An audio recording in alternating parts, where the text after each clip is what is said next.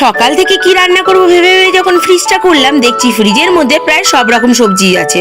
ভাবলাম তাহলে বানিয়ে ফেলি আজকে দুধ শুক্তো। প্রথমে শুকনো খোলায় 5 ফোড়ন, রাঁধুনি আর সর্ষে ভালো করে ভেজে নিয়ে গুঁড়িয়ে রেখে দিয়েছিলাম।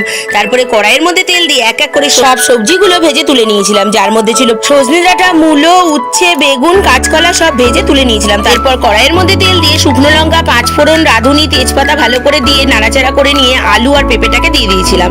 এটা একসাথেই কষিয়ে নেবো। তারপরে পেস্ট রেডি করেছিলাম, যার মধ্যে ছিল সর্ষে, পোস্ত, রাঁধুনি আর আদা ভালো করে বেটে তুলে রেখেছিলাম। এদিকে আলু আর পেঁপেটাকে হালকা আঁচে ভালো করে ভেজে নিয়েছিলাম। যখন ভাজা হয়ে গেছিল, এক এক করে যে ভেজে রাখা সবজিগুলো ছিল সবগুলো দিয়ে দিয়েছিলাম, আর দিয়ে একটু নাড়াচাড়া করে পরিমাণ মতো জল দিয়ে দিয়েছিলাম, আর দিয়ে দিয়েছিলাম বেটে রাখা মশলা আর কাঁচা লঙ্কা, নুন, চিনি, আর ভালো করে নাড়াচাড়া করে অল্প আঁচে ঢাকা দিয়ে ভালো করে সবজিগুলো সেদ্ধ করে নিয়েছিলাম। এরপরে ঢাকাটা তুলে নিয়ে ওর মধ্যে ঘি, দুধ আর ভেজে রাখা মশলাটা দিয়ে নামিয়ে নিলেই রেডি আমাদের শুক্তো।